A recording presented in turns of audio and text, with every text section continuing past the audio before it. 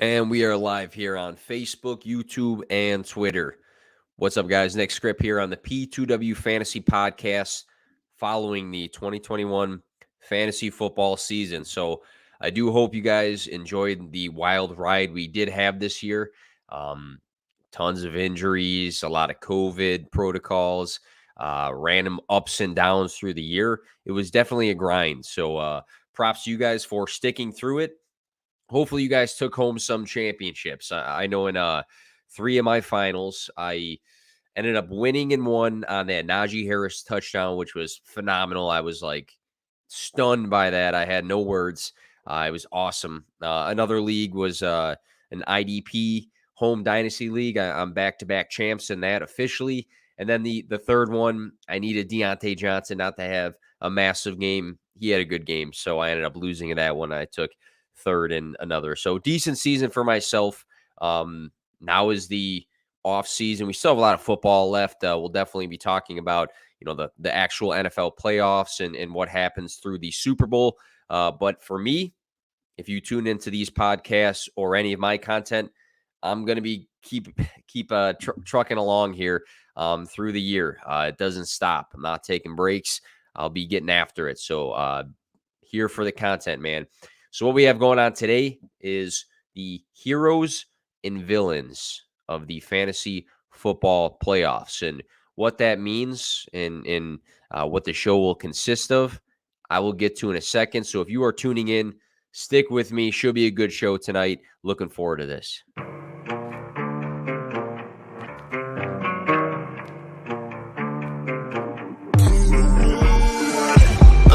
Play to win, no fear to give. I feel but I can't forgive. I go all in this time, yeah, I won't regret. I'll pick the best on trip, they don't understand. I play to win, yeah, I play to win, I play to win. Yeah, I play to win, I play to win. Oh, play to win, I play to win. Yeah, play to win, I play to win.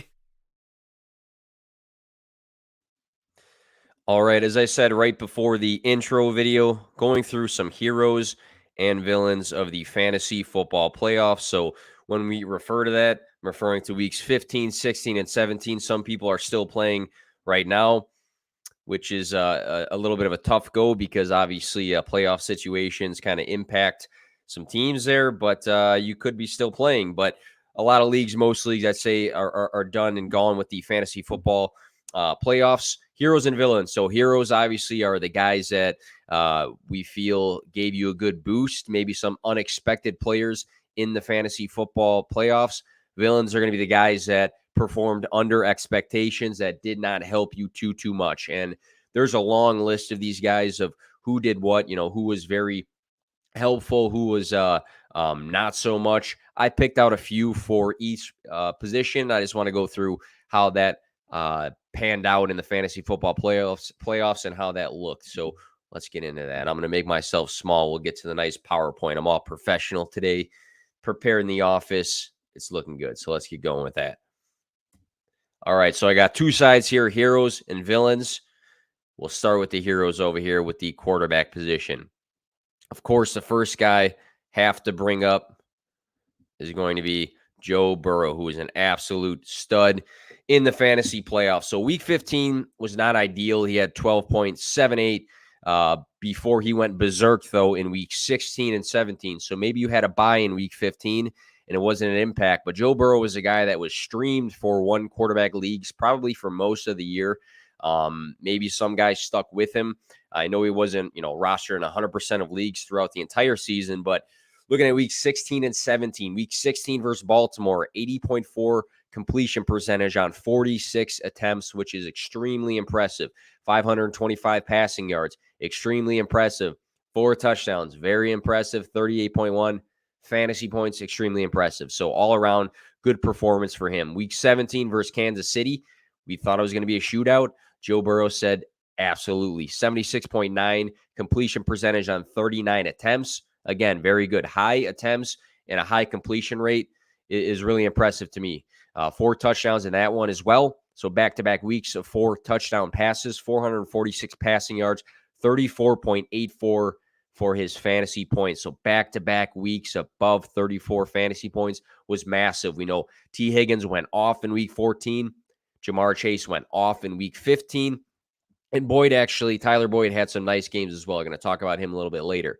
The upside of Burrow is evident. We talked about the high completion percentage, the high yardage, and the high touchdowns. If this is something that is consistent, this should be flashing red lights for you in dynasty leagues. I mean, if you look at the trio of Joe Burrow, T. Higgins, and Jamar Chase, and seeing the upside of Joe Burrow, I mean, I think a lot of people are starting to shift a little bit to see his true dynasty value, because him, Higgins, and Jamar Chase are not going anywhere. And if he can find this consistency of all of this upside, this is a guy that is going to take a huge jump in dynasty leagues, especially those super flex leagues. Other guy I want to bring up is Dak Prescott. So Dak Prescott, I mainly want to bring up because he had some frustrating weeks throughout the season. There was tons of downs. I mean, following the bye, weeks 11, 13, 14, and 15, he was under 12 fantasy points. So not ideal for Dak Prescott, who you figure would be a top 5 quarterback throughout the year. So a lot of down weeks for Dak, but he really came through weeks 16 and 17. So the big question was, did you lose hope? Because if you would have benched him after some of those down performances, it may not have benefited you. So Week 16, he had 31.3 fantasy points. Week 14, 23.04. 7 touchdowns through his last 2 games. He had 330 and 226 passing yards through those 2 games. You would think the consistency would be there throughout the entire season, but he was very good before. So that's what you sometimes have to look for from these down weeks is the guy just having a bad day, or is he just totally inconsistent? But before the bye, 5 out of 6 of his games earlier on in this season were for 20-plus fantasy points. So he was very consistent before the bye, hit a rut, ups and downs, but he came through in week 16 and 17, which again was the semifinals and the finals. So if you stuck on to hope, Dak Prescott was a guy of benefit to your fantasy team. Also, I wrote good things about Josh Allen. Josh Allen was fun to watch. The upside through his legs was very evident, especially in that last game with all those turnovers. But when you have a guy who can rush for some touchdowns and gain the yardage on the ground, but also throw for some touchdowns, big upside of Josh Allen. Didn't make the cut because more of an expected guy.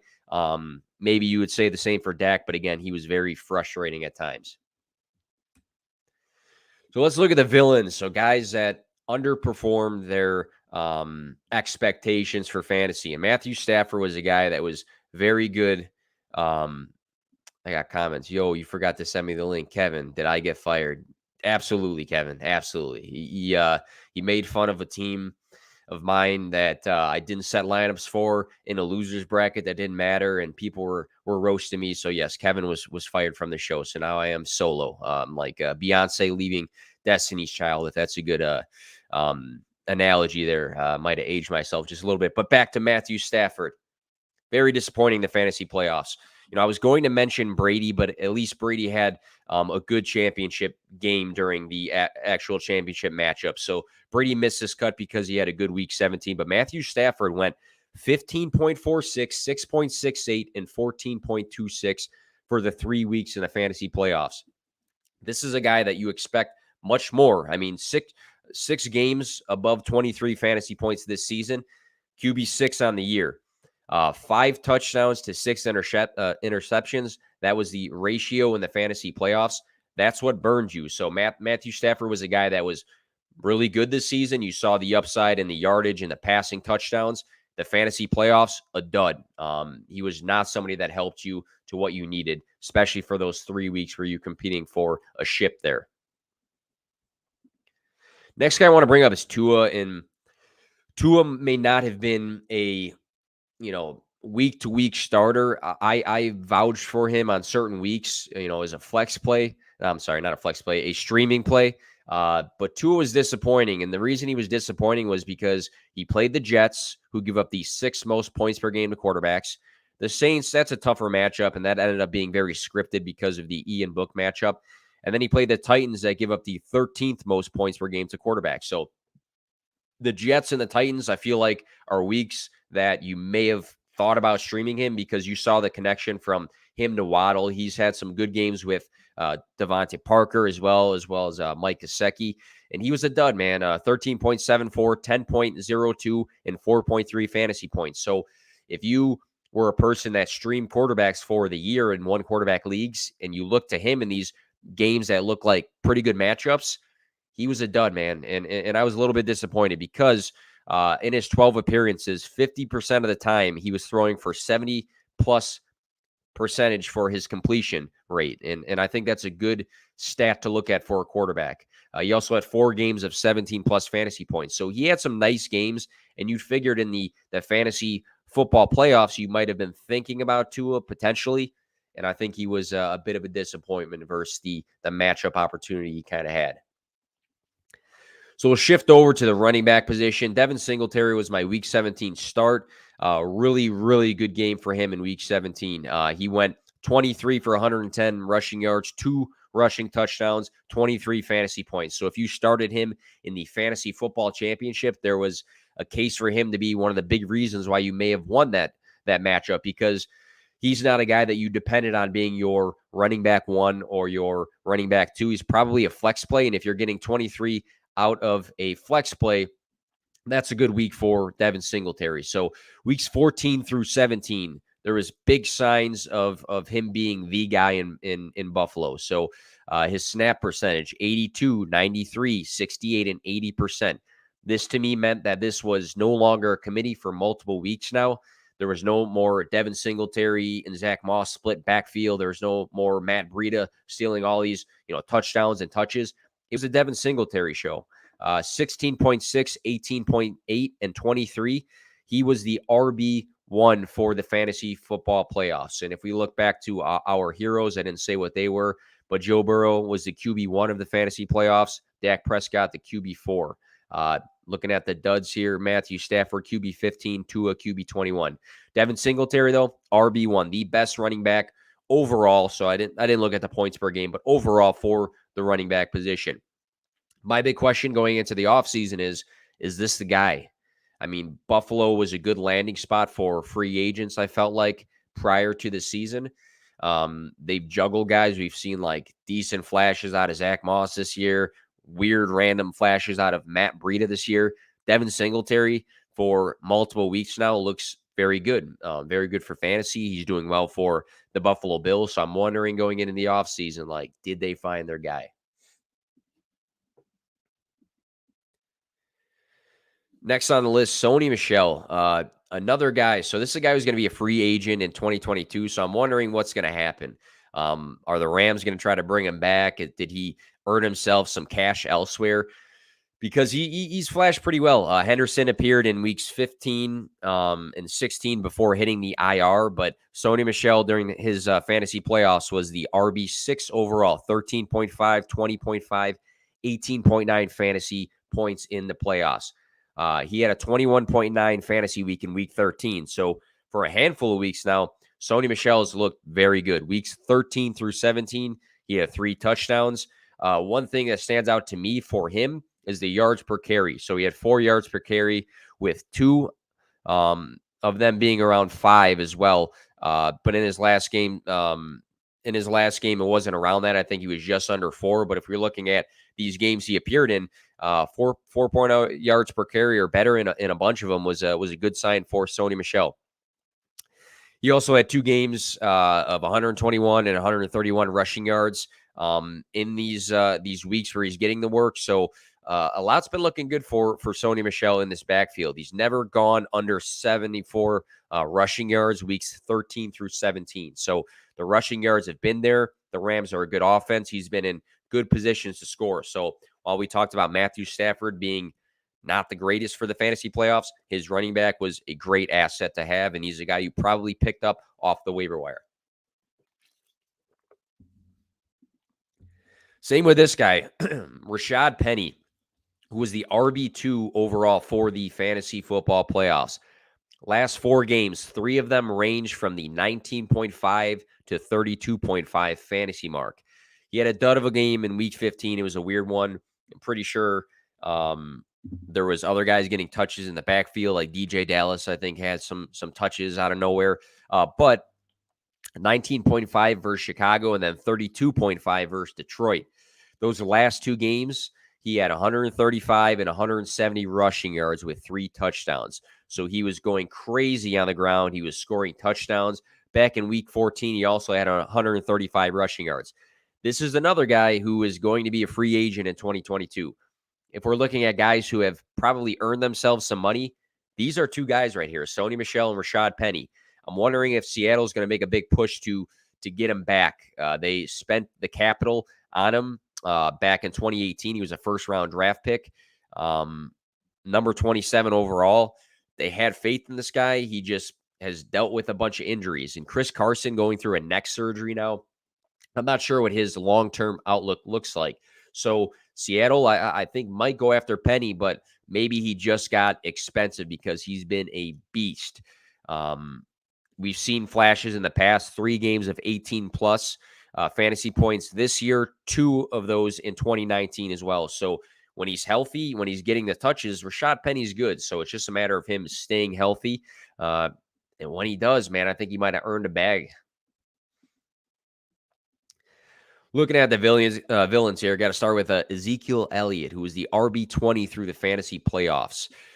16.2, 17.2, and 4 in the playoffs. So you look at those 16 and 17-point games, and you say, well, that's not the worst in the world.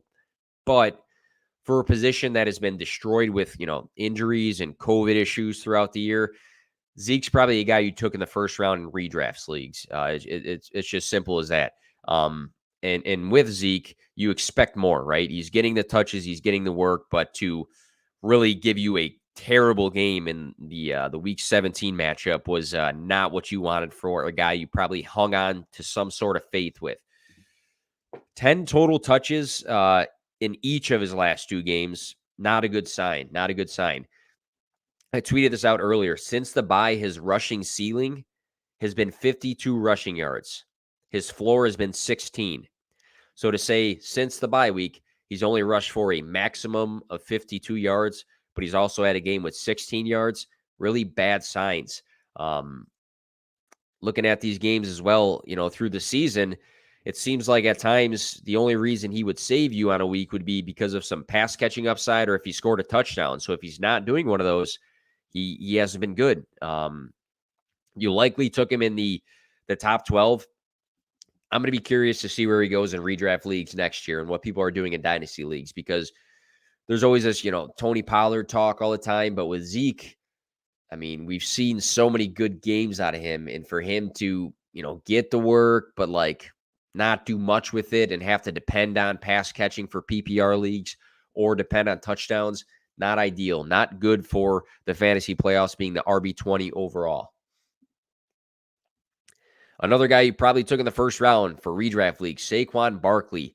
What really bothers me about Saquon Barkley is before the fantasy playoffs started, he had an 18.5 fantasy week against the Chargers. So he basically teased us with a really nice game, gave us some hope, and then his 3 scores in the fantasy playoffs, 9.4, 3.8, and 10.2, which is wild because we're looking at the other side of the board.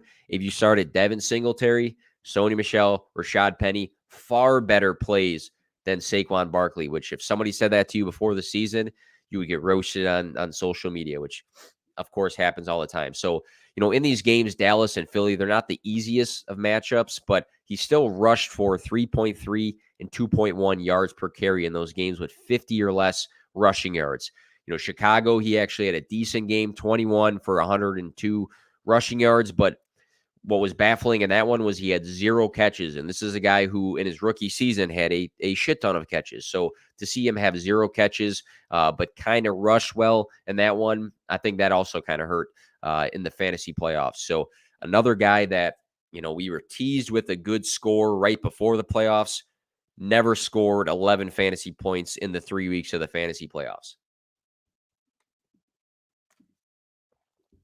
And last for the villains for the running back position, Giovani Williams. So this is another guy that, again, teased us with a lot of good games, and then in the fantasy playoffs did not help us. And you can say, well, it's because he was banged up. It's because he was fighting for some work.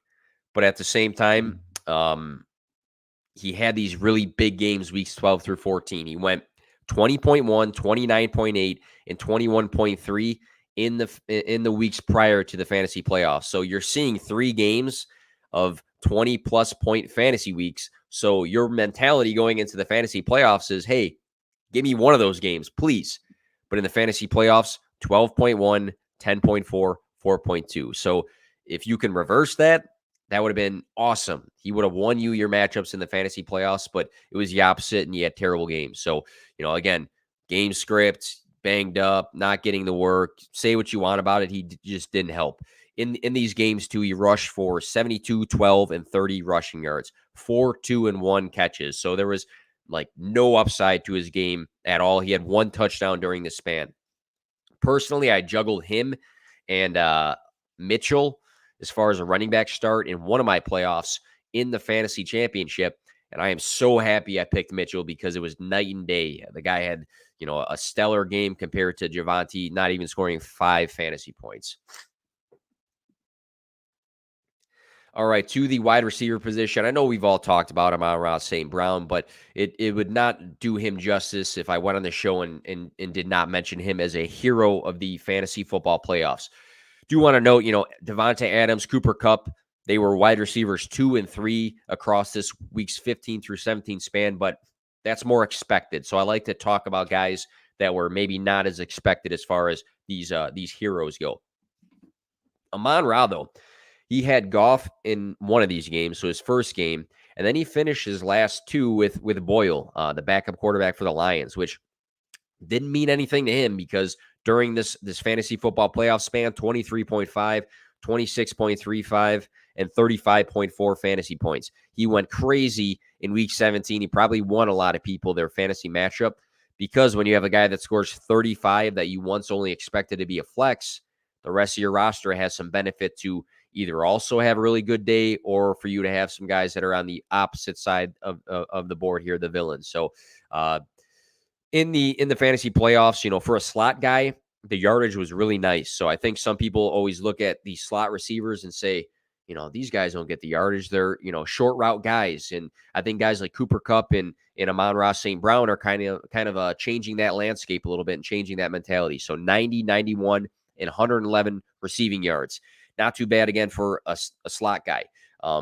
3 games were extremely consistent with the targets, too. He had 11 targets exactly in weeks 15, 16, and 17. So each game, he was suited up for 11 targets. It was guaranteed. He caught 8 or 9 of them in each of those weeks. So he's very efficient with what he did, too. A lot of takes about selling. You can, if you want to shop guys. I'm not taking anybody's offer, though, unless they overpay because he is the hottest of the hot right now as far as rookies go. I mean, Jamar Chase, not going to compare those two at all. I'm not saying that.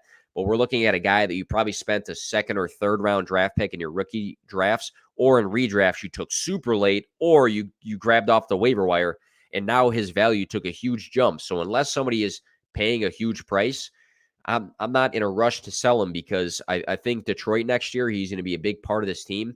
Will he be the number 1 wide receiver for Detroit? Probably not. But sometimes, that helps a wide receiver when there's another guy that the other teams don't have to focus in on. Because if we look at the fantasy football playoffs, he was awesome. But I bet you the defensive coordinators in this game had him on the scout report. So, again, dynasty-wise, you want to sell him, fine. But somebody better be overpaying. So if someone's going to throw a first in something, maybe I take it then because that's an overpay there. But if somebody's saying, hey, I'll give you 2 second-round picks for him, why? When his name is this hot right now? Another guy, I got to mention DK Metcalf. And again, this is kind of like the Dak category here because DK Metcalf was overly frustrating for a long time. And, there was games he was getting the targets after the bye, and he just wasn't producing at all. And, was it a DK thing? Was it a Russ thing? I'm not entirely sure when it comes to that. But looking at what he did weeks 15 and 16, 11.2 and 12.1. So not good weeks for DK. Not what you expect. Surprisingly, these were his highest games since the bye before week 17. But if you hung on in week 17, he paid off. 6 for 63, 3 touchdowns. He actually rushed the ball for the first time all year for 6 yards, which is nothing crazy, but he rushed the ball, 30.9 fantasy points. He may have been a huge, huge piece again to your week 17 team that may have won.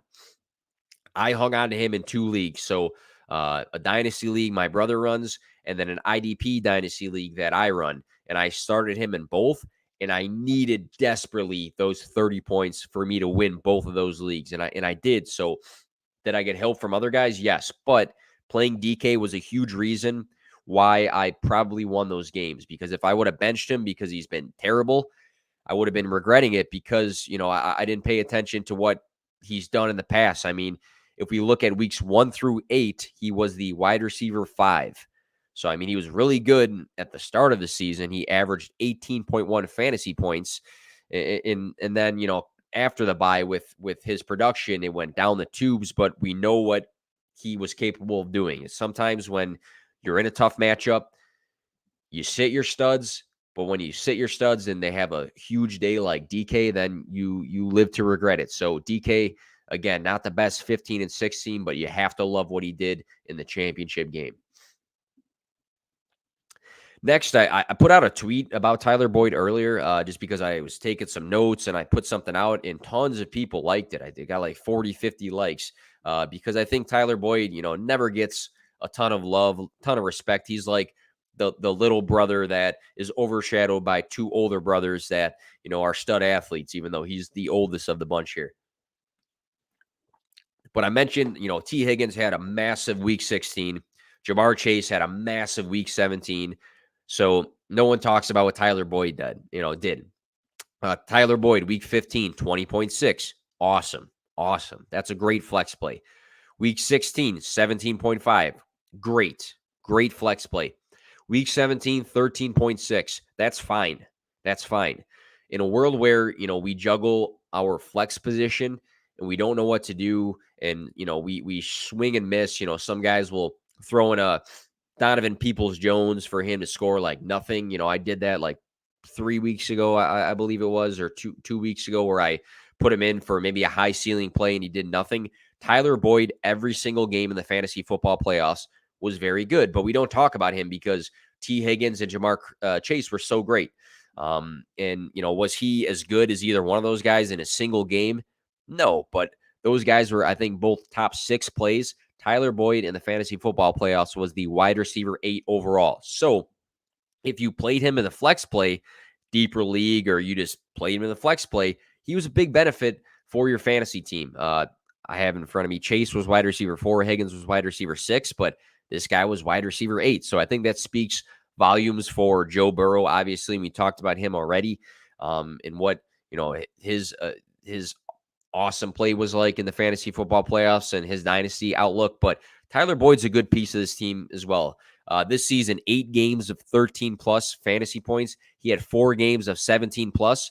In 2 of those 4 games were in the fantasy football playoffs. So a guy that not enough people have talked about because he, again, is in the shadow of the other 2, but he was a great play in the fantasy football playoffs. End of Tyler Boyd rant. Last guy, I got to mention him, Braxton Berrios. And you're probably wondering, like, why mention this guy? Well, he was the wide receiver 9 overall for the fantasy football playoffs, and he might have been a deep league play, or you might have taken a shot on him, and he definitely paid off, especially in the last week. You probably didn't play him in week 15 because we didn't really know if he was going to be involved, and he really wasn't that much involved, but he had 10.6, so not a terrible day for a guy that you expected nothing out of. Then in week 16, 15 fantasy points, and then in week 17, 25.7 fantasy points. This guy did nothing but score touchdowns in the championship game. He went 8 catches on 12 targets for 65 yards, a touchdown. He had 2 carries for 12 yards and a touchdown. I believe he had 3 total touchdowns in that game. I think I might have marked something wrong there. But Braxton Berrios was very good. They went into the last game with no Elijah Moore, no Corey Davis, and no Jamison Crowder, but you got to tip your hat to a guy that did a lot with opportunity. And that's what Braxton Berrios did. And, somebody asked, like, are we taking him in redraft next year now because of this? And, I don't know, because realistically, he was one of the last guys standing. But I will say this, Jamison Crowder and Keelan Cole are both free agents in 2022. So I'm thinking both guys are gone. Now, I actually liked Keelan Cole in the past. He actually had really good games for the Jaguars, I think, last year. But I don't see a reason for Crowder or Cole to be invested upon, especially when the Jets need to build everywhere else. Corey Davis should be back. Elijah Moore should be back. So is there a world next year where Berrios earns a wide receiver 3 role on this team? Possibility might be there. Will they probably have to still throw a shit ton and chase games? Probably. So in a deeper league, should you stash him? I don't see why not. I mean, it depends who's on the waiver wire, but deeper leagues, Braxton Berrios, he was awesome, man. He was awesome when given the opportunity. So maybe he earned himself a role with the Jets moving forward. But again, behind Elijah Moore, behind Corey Davis.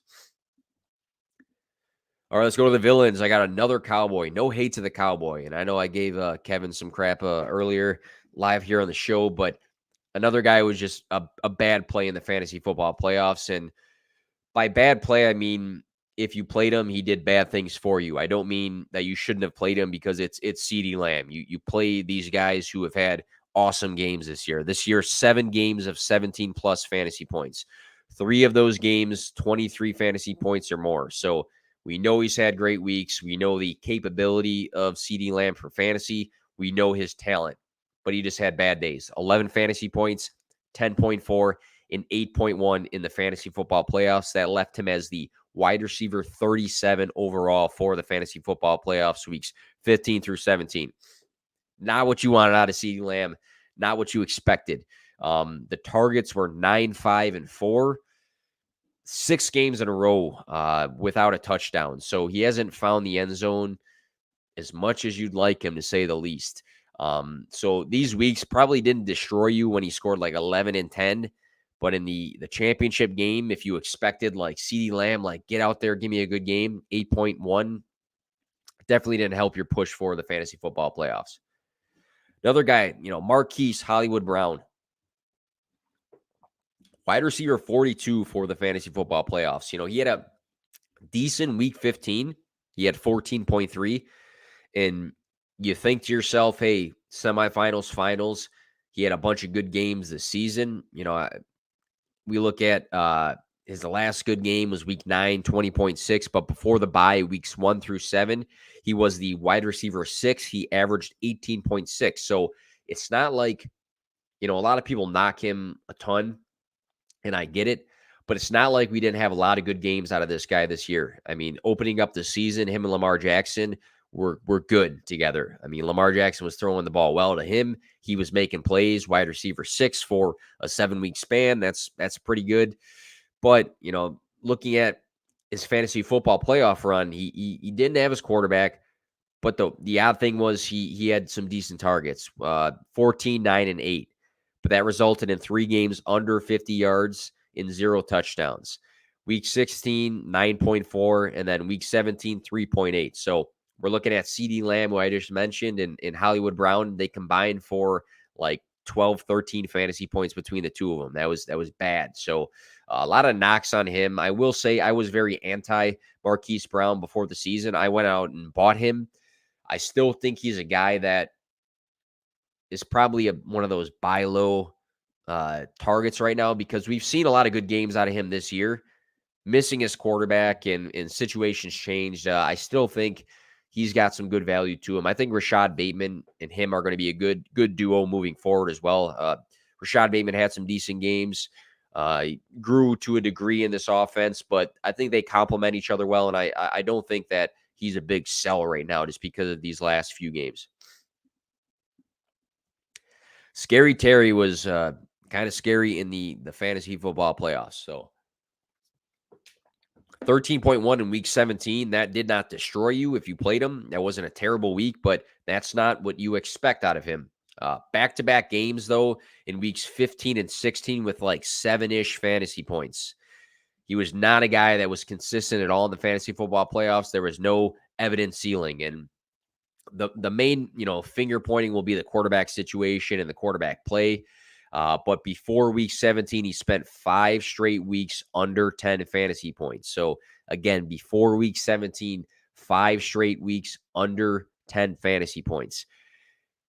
In weeks 15 and 16, he combined for 5 catches. So a lot of downs to Terry McLaurin this year. Wide receiver 25 on the year is not ideal. And a lot of people are probably forgetting that Ryan Fitzpatrick was supposed to be the quarterback for this offense, but Terry McLaurin's been very disappointing. I know we focus in on, the Allen Robinsons of the world, but sometimes you got to look deeper and weigh out like expectation versus output. And he's been really bad for fantasy. And again, talented guy, makes plays, dynamic receiver. I think he came into the league as a guy who some people liked, but fell in love with later. But the fantasy production has not been there. So I'm hoping things shift with Washington. Might be a target, though, for dynasty leagues, because you're going to figure to yourself, like, hey, this situation might change for the better here. It should change for the better. I think Washington is going to try to make it a point to spearhead their offense with some sort of quarterback to lead McLaurin and Antonio Gibson. And we know that they have a good range of defensive players on the other side of the ball, as long as they're not boxing each other. And the tight end hero I want to mention, a lot of Cowboys in this. I don't, not intentional at all, but looking at Dalton Schultz, very good. So we talked about CeeDee Lamb, wide receiver 37 during the fantasy football playoffs. Amari Cooper was the wide receiver 28 during the fantasy football playoffs. So both of those guys were bad. They would have been on the villain side. I'm just missing the picture in the right-hand corner of Amari Cooper. But Dalton Schultz was good. Tight end 3 for his position on the year. Tight end 3 for the fantasy football playoffs. Tight end 4 on the year. 20.7, 22.2, and 11.4 for the fantasy football playoffs. Those 20 fantasy point weeks were huge for you. So if you plugged him in the first round of the playoffs and then the semifinals, he might have been a big push for you to get into that championship game. And even 11.4 for a tight end is not a bad day. It's really not a bad day in the office. Knowing that the tight end position gives you a long list of guys that will give you anywhere from 0 to like 7 on a given day, having 2 games of 20-plus fantasy points was massive for the fantasy football playoffs. So I think Dalton Schultz needs to get some credit. And a lot of people still knock, I was talking to a Cowboys fan earlier, knock his like blocking and think that he's not part of the long-term plans. He just might be, or he's going to earn some money somewhere else, because he's been very good. And when he stepped in last year, he was pretty good as well. So again, when a tight end is scoring 20-plus fantasy points, that's a huge push for you in the fantasy football playoffs. And the villain, Dawson Knox, who I really, really liked this year. I wrote a preseason article about him making a jump this year for fantasy, and I was pretty right about it. I'm not going to victory lap it. I think I clipped the article at some point, but he wasn't a writing of mine, and I saw an opportunity, and he exceeded my opportunity, because I thought that he'd be like a top 15 guy, but he's been a guy that's been inside that top 10 for good chunks of the year. 6 games of 14-plus fantasy points, 4 games of 18-plus. I really like what he did this year. He scored a bunch of touchdowns. There was games where he saw some heavy targets. But looking at the fantasy playoffs, he had 7.8, not good. 9.1, not, horrific, but not good. And then in the championship game, if you played him, he gave you a goose egg, which, again, maybe not his fault specifically. Josh Allen was not throwing the ball well at all in that game. His targets were not good either. He did score in week 16, but if we look at his targets, 5, 3, and 2 across weeks 15 through 17. So, he had 3 games of 60, 80, and 117 receiving yards throughout the year. So we know that the yardage can be there. But in the fantasy playoffs, 38, 11, and then that goose egg 0. So very frustrating for a guy that, shifted from a waiver wire guy into a pick him up guy into a weekly starter. Fantasy football playoffs, not great. And again, I mentioned this a couple of times with guys like Saquon and Giovani, but Dawson Knox is another guy who teased us right before the fantasy football playoffs with a 19-point game. So he gave us the confidence to put him in. Didn't have some good weeks, but I still like him moving forward. I think that he took a huge jump this year for the tight end position for the Bills, and I think he's going to be a big piece of this team moving forward. So I really do still like Dawson Knox, especially in dynasty leagues. And then I'm going to mention Dan Campbell just as a rant. He spoke highly about, Swift being fresh and was going to be part of the game plan and this and that. He's a villain too. He's one of my favorite coaches this year. In all seriousness, his team was completely behind him. The guy was in tears in the press conference. He is fully invested. I think from a player perspective, if you're looking for a coach in qualities in a coach, it's Dan Campbell. Like, it really is. But I'm putting him as a villain because of the DeAndre Swift usage in Week 17, giving us this false hope that DeAndre Swift was going to be involved. But yeah, heroes and villains. There's a long list, and I could have gone all night. But I'm pushing the vocal cords here on a solo podcast. But there you go. There you have it. That's a bunch of my heroes, a bunch of my villains from the fantasy football playoffs. Again, heroes being the guys that really helped you probably get those championships or that third place game, whatever the case is. And then villains being the guys that you had higher expectations for, or I had some better expectations for that did not help you and had some poor games during that stretch. So thank you guys for tuning in. If you're listening by chance, in your car on the way to work or through your, headphones or something like that, because I know some people don't look at the live streams or the YouTube channel. I had a cool PowerPoint graphic with all these guys. So it was cool to check out. So if you are listening to that and you want to just go check out the graphic or check out how that looked, it looks pretty good from a view standpoint. So you can go to the YouTube channel, P2W Fantasy. If you just Google it, YouTube, check that out. And while you're there, subscribe. I'm trying to give it a push in the 2022 season here for more subscribers on YouTube. I think before it was just like a hub for my shows.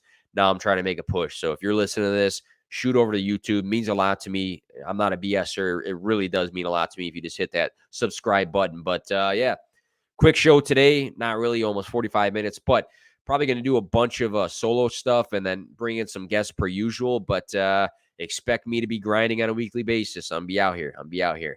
Have a good night, guys. And let's look forward to some football this weekend as the season continues.